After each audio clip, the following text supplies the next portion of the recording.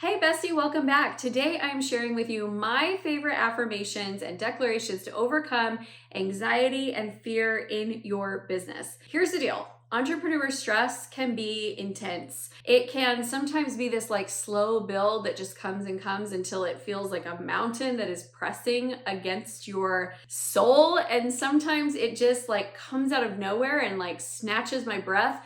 And I feel like I can't move forward. Really? The reality is we have a lot of pressure as entrepreneurs, but we have to learn how to manage it. So in today's video, I'm going to share with you my words that I use in any given situation in order to be able to have the right mindset for success.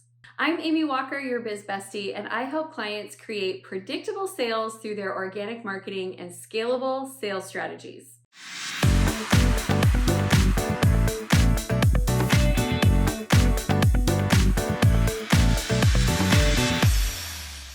Everybody feels fear and anxiety from time to time. And especially as an entrepreneur, a lot of times that is situational where it's connected to a big launch or a big project or a tough client. There's something going on that's just causing that stress to build. I do want to encourage you to be aware of prolonged periods of anxiety and reach out for help and support to a professional. Because while these affirmations are incredibly powerful for situational stress, they're not a replacement for a good therapist, a good counselor. And sometimes we just really need both. Okay, sure. So in this video, I'm going to give you 8 different affirmations that you can use to help manage the stress and anxiety of running a business. Plus, if you stay until the end, I'm going to share with you what I do when I can't seem to rid myself of the fear, but I don't want to let the fear stop me from moving forward. So this first affirmation is what I tell myself when I am feeling like everything has to happen right now. I'm feeling frantic, like I need to hustle and I need to move faster. And my stress is coming from the fact that I just can't get everything done all at once. I am in business for the marathon, not the sprint. Businesses are not made or broken in a day, a week, a month, or even a year. It's the little things I do consistently over time that build my dreams. Oh gosh, that one feels so good. Whenever I get to that place where I'm feeling just, I have to get so many things done, this is the one that I come to. And it just brings me to this place of calm. Like, okay, I'm in this for the marathon, not the sprint. It's okay if I run slowly as long as I continue to run at a manageable pace and go the distance. One of my big flaws as a human being is the whole all or nothing thinking, or the I have to give 150% and then all of a sudden I crash and burn. So this one definitely counterbalances that tendency. Okay. Number 2, this is what I use when I am feeling scared to do new things, when I am worried about taking the next big risk, when I am feeling uncomfortable going to the next level. And it is simply life begins at the edge of your comfort zone. And I tell myself that when I get to that moment where I'm hesitating to want to jump in or just feeling like maybe I'm not qualified or not ready, this one counterbalances imposter syndrome quite a bit. So when I start to feel like, you can't go to that place, you don't belong in that room, you shouldn't be stepping into that meeting, they're all so much smarter than you, so much more qualified than you. That imposter syndrome voice, I just say, hey, life begins at the edge of my comfort zone. And that is really where growth happens. So get to that growth zone. It is a little bit uncomfortable. Here's another little secret. You don't have to live in discomfort all of the time, but you get to go spend time in discomfort and then come back to a place of comfort. And when you step back into your comfort zone, what happens is your comfort zone has expanded and you get more and more confident stepping into new big places. So what? Okay, the next one is what I use when I have to do hard things. Let's be honest, to get what you want, you are going to do hard things. And there's this idea in our mind that once we step into hard, it's going to be hard forever. We're always going to be in struggle. It's always going to be challenging for us. You know what? There was a time in my life when walking was hard. It's no longer hard. There was a time in my life when spelling was hard. That's a bad example because I'm not a great speller, but I know how to spell the basics. There was a time when speaking was hard, and now I'm it's easier for me to speak than do a lot of things. So what is hard today is not going to be hard forever. So here's what I tell myself. I don't have to do this forever, but I choose to do it now, and it will become easier with time. I don't have to do this forever, but I choose to do it now, and it will become easier with time. What's the difference? Number 4, this is when I am starting to get down on myself, feeling like I'm incapable, feeling like especially if I've just made a mistake. I don't like making mistakes. And that is one of the things that makes me feel like crushed with anxiety, overwhelm. And so this is what I use in this instance. I say, I am doing my best and my best is enough. And then I repeat it over and over and over again until I believe it. I am doing my best and my best is enough. I am doing my best is enough. Saying it in different tones at different speeds and different volumes until it actually sinks in and I feel myself start to calm and settle. This one I use a lot. Excuse me? Number 5 is what I say when I'm feeling stressed about sacrifices that I'm needing to make. So sacrifices of I'm saying no to something that could be a really good opportunity for business, but it's not in alignment with what I want for my family, or sacrifice in the sense that I'm missing something that I really want to be at for my family, but there's something that is essential that's going on in business. And it helps me to be present where I am instead of feeling like I'm torn between two places. So I simply say, I want this more than that. So if I am feeling like I don't want to record YouTube videos and instead I'd rather have a lazy day, I tell myself I want this more than that, meaning I want to have a successful channel that creates an audience and provides leads and business growth. Then I want to have a lazy day. So I want this more than that. It also helps a lot with food choices too. When it's like, I really want to eat Ben & Jerry's, but I also want to lose 10 pounds. I want this more than that. You know, like you have to decide and choose. And then it helps me to like feel confident in the decision that I've made instead of lamenting the thing that I'm leaving behind. All right.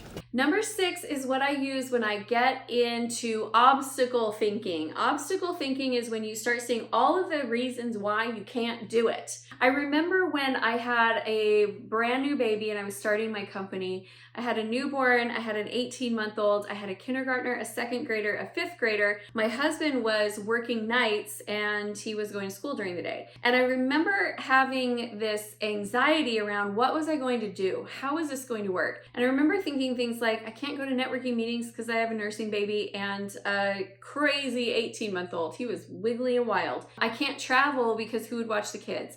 I can't do Facebook ads because I don't have a marketing budget right now. And I was all of these different obstacles. And in that moment, I said to myself, Amy, don't tell me what you can't do. Tell me what you can. And it caused my brain to shift from obstacle thinking into solution thinking. We can be problem finding or we can be problem solving. And so immediately it was like, well, I could train online. I could start doing webinars. I could do expert summits. I mean, I was doing these things when they were a little bit happening, but not many people were doing them. And it was all because I got creative and said, there's a lot of things I can't do. I embrace that. All those things don't work for me. But what can I do? There's so much peace in that. Obstacles create stress. They create anxiety. They create worry because we're looking at it as a stopping point. Whereas finding solutions allows us to be able to say, okay, those obstacles might be real, but they do not have to be the stopping point. And more importantly, they do not get the final say.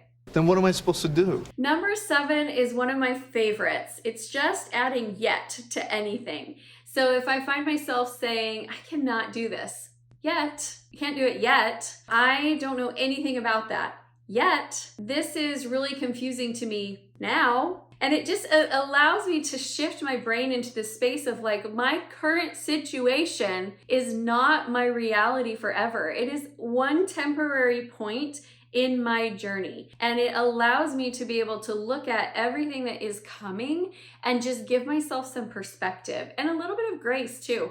I don't have to be perfect yet, right? But I get better and better with time. And so do you. Just have to be cool with it. Number 8 is actually one that I stole from a client of mine, Dr. Paul Jenkins. He has a phenomenal YouTube channel. You should go check it out. It's called Live on Purpose TV. But we were in a meeting once and we had found a hole in his business. And I could see that in the moment he was starting to get kind of overwhelmed by it. And he paused and he said this, I am at the perfect place at the perfect time, having the perfect experiences for my perfect good. And he just said it out loud. He took a little breath and then he was like right back to work. And I was like, wait, pause. Can you say that again? I need to write this down. And I use that when I start to just feel like everything is going wrong. Everything needs to be fixed. Everything requires my attention. Everything feels overwhelming. I'll just pause and I'll say, I am at the perfect place, at the perfect time, having the perfect experiences for my perfect good. It helps me let go of all of that feeling of like I should be at a different spot than I'm actually at. What if where I'm at really is the right spot for me? And I'm learning the lessons that are going to set me up for success down the road. I find so much peace in it, just embracing that idea. And it stops what I like to think of as avalanche thinking, where it's like something happens up here and then before you know it, everything is like worst case scenario, the whole world is falling down. It just helps me to kind of stop that, ground myself, get centered, and I'm ready to go. So years ago, I had a friend and we were talking in conversation and she said something to me that really caught my attention. She said, Amy, I'm just not like you. I'm not naturally a positive thinker. And I remember thinking like, oh, if you only knew. If you only knew how wild and crazy it gets inside of my head left unchecked. If you only knew how I can drive home and in the course of like 3 minutes go from everything is great to the whole world is going to come crashing down to imagining every worst case scenario and then coming back out of it. Like you have no idea how much work it takes for me to make my mind a positive, happy place. So I want to share with you, I promised I would tell you when I can't get rid of the fear, what do I do in order to be able to move forward successfully? Because there are legitimately phases and stages where I can't eliminate fear and I can't eliminate negativity entirely. So I want to share with you what I do when I truly cannot eliminate negativity and fear entirely, but I still need to be able to move forward towards success. I simply reassign where it gets to sit. So I look at it and I say, okay, fear, I see you. Overwhelm, I see you. I acknowledge you. I recognize that you're here with me for this season of my journey, and I invite you to sit in the back seat. You're welcome to be there, but I'm going to be up here driving. I'm going the right direction. We're going to be listening to some fun music, and you're welcome to sit in the car as long as you need to, but that's your spot. And it is empowering to move forward while you are overwhelmed. It is empowering to move forward while you are scared. Because what happens is your current capacity is maxed. Okay, everything that we all have capacity. We have a certain amount that we can handle emotionally, physically, mentally. There's just a certain amount we can hit. And when we grow, we hit a point where we max that capacity. And what most of your friends will do, but not your best bestie, but most of your friends that don't get this, they will tell you to do less. You know what? You're stressed, you're overwhelmed, just do less. You don't have to push yourself so hard. You don't have to do so much. But the problem is you want more. You are meant for more, you are wired for more, and you crave more. So you doing less just means that you don't get to more. Instead, what you do is you just hold in that space and you say, overwhelm, I see you. Fear, I see you. I acknowledge you. I recognize that you are here with me for this season of the journey. You get to sit in the back seat. I'm going to drive, and you hold at that space. And what will happen is you will increase your capacity. And your capacity will increase one of a few ways. One, you'll get better at doing the things that you're currently doing, and the things that feel hard now feel easy on the other side. Two, you'll find the right people to help you, and now you'll have more support. Three, you'll find more efficient, effective ways of doing things or build support systems. And number four, I believe in divine blessings, and sometimes I feel like God just blesses me. He's like, all right, my daughter, I see what you're trying to do. Let me give you a little bit more capacity and you'll be able to manage this. Nice. So when you get to your point of overwhelm and you get to your point of anxiety, it doesn't mean that you need to stop and do less. It means that you get to pause and think different. because you're doing these things because you want to. You're not doing them because someone's holding a gun to your head. You're doing them because you want to, because you have a dream, you have a vision, you have a purpose that feels worth pursuing. So I hope that this has been really helpful for you. If you want more tips and a supportive community for building your business, I invite you to come join us in our private Facebook group called Acquire. We would absolutely love to see you there. I do live trainings every Monday if you want to come and chit chat and answer questions. And really, everybody needs a tribe. I heard once that your mind is like a dangerous neighborhood and you shouldn't go there alone. Totally believe it. You need a tribe of positive thinkers who are going to help keep you on track towards your success. So now you've got my favorite affirmations for overcoming fear and anxiety in your business. And the next video that I want you to watch is, what is the foundation of a successful business? I can't wait to see you over there.